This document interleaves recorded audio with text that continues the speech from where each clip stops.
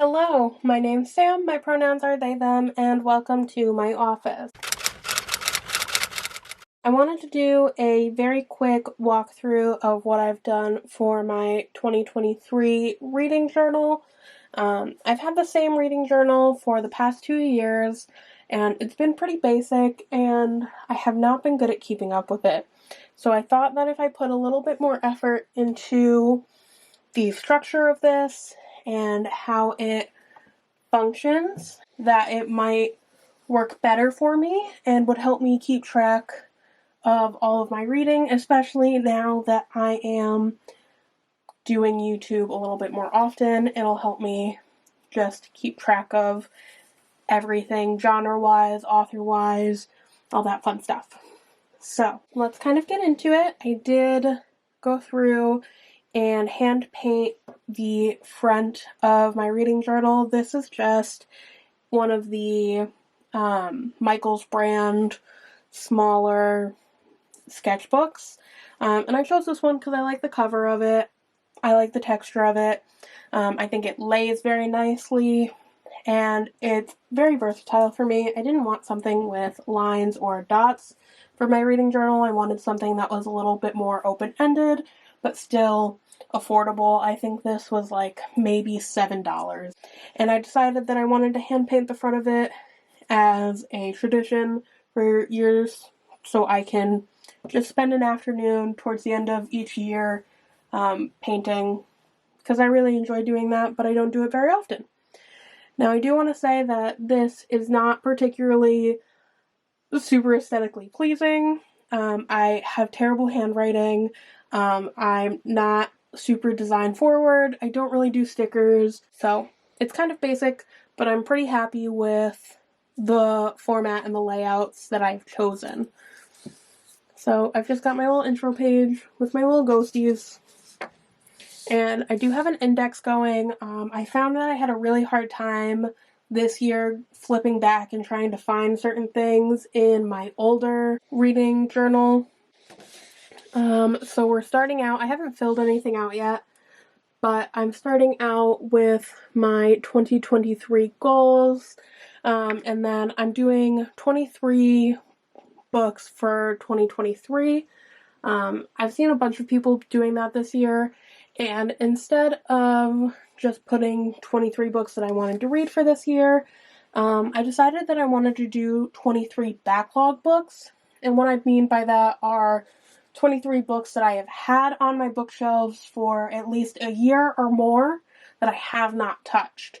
So it should help me go through my own TBR, and it'll help me decide if I want to keep certain things or if I want to get rid of certain things. So eventually I'm hoping to do a fair-sized unhaul this year to help dwindle down my shelves and make space for a lot of the new books that are coming out that I'm really, really excited for. I also have just a plain old 2023 calendar here, and it just kind of gives me an idea of what the year looks like. And then over here I have my 2023 calendar events. So that really pertains to planning out readathons. So this is going to be more focused on book-related events that are coming up, if I have any author events that I'm planning on going to this year, all of that fun stuff. It's nothing shiny, but it's important. So this is my most anticipated release of 2023 spread. It's pretty basic, but I have a really big list of anticipated releases for 2023.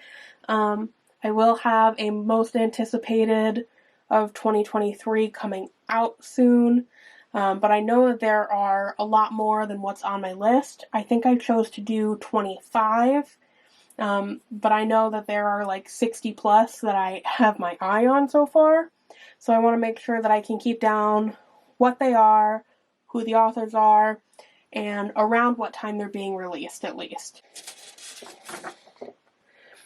So the only book club that I am planning to participate in this year is the NB Book Club.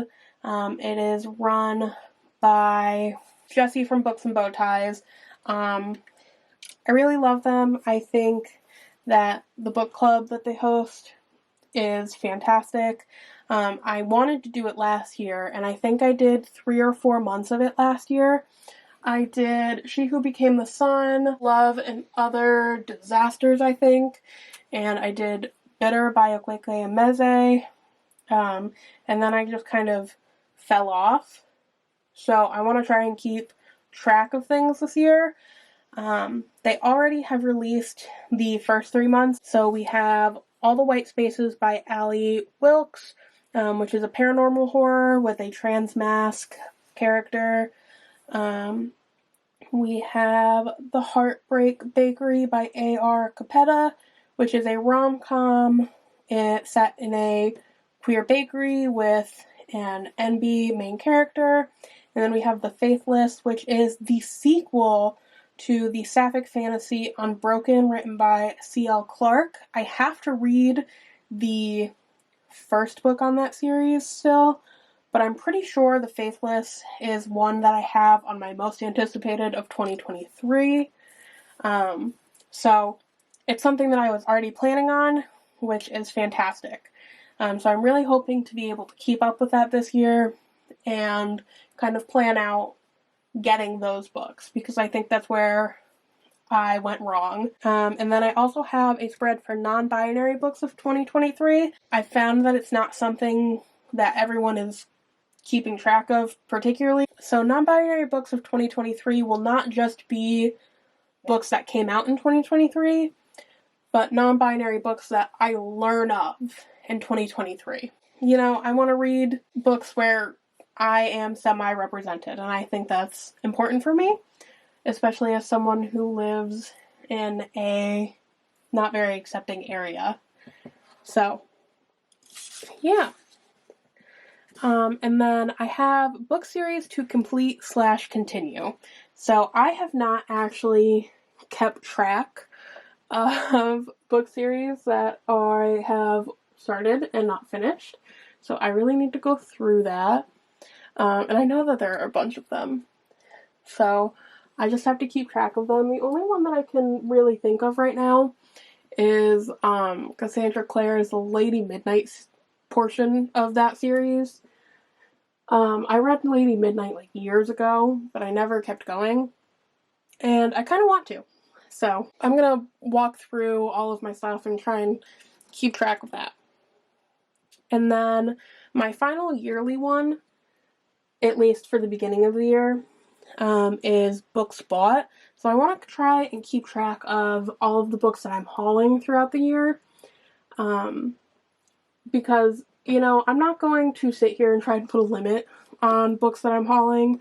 That's just not something I'm good at. And, you know, I definitely budget in for books. So it's not something that I'm super concerned about. I just want to keep track of what is coming onto my shelves at this point, and whether I'm reading them or not. That's kind of where I'm at this point. So that's the end of my yearly spread, and then we kind of move on to January. So this is what my monthly spreads are kind of going to consist of. So I did The Hobbit Door very poorly at this point, but it's fine because it was really fun to doodle. For my January spread, cover, whatever you want to call it. And then I have my main page. So it has space for my January goals, my January TBR, and my January statistics for the end. So January goals, I have to fill in. And I don't often set like TBRs at the beginning of a month unless I'm doing like a video. But I find that my reading is a little bit everywhere a lot of the time. Like I'll usually plan to read like 3 books in the month, and then everything else is kind of up for grabs. So this just kind of gives me a little bit of space. I seem to average like 10 books a month, somewhere around that variety. So that's kind of where I'm hoping to stay.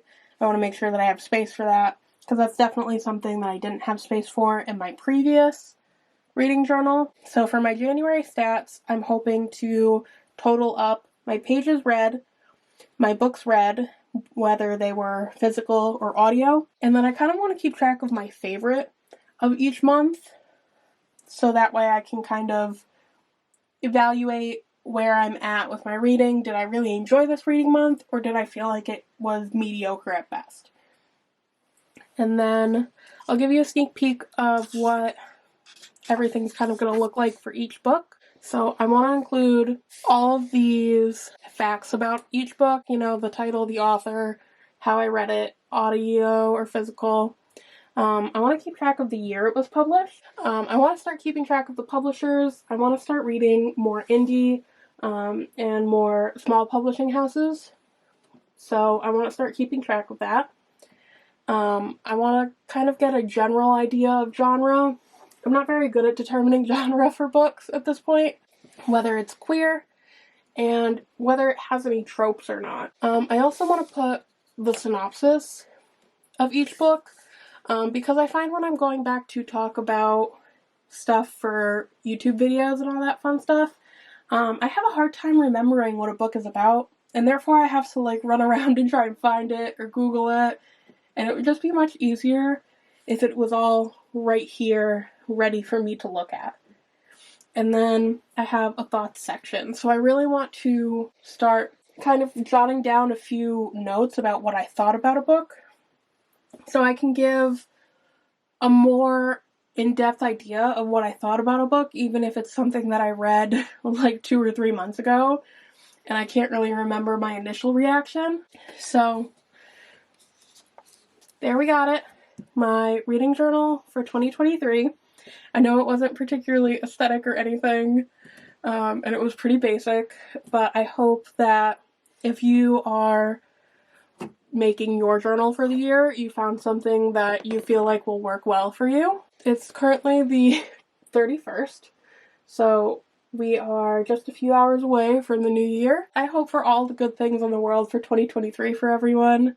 Tell me if you're making your own reading journal, or if you have decided to go out and buy someone else's reading journal. I know Clockwork Reader has a reading journal that's pretty popular. I know that there are a lot of different options. So just tell me what options tend to work best for you. I hope everyone has a fantastic start to the new year, and I will see you in the next one. Bye.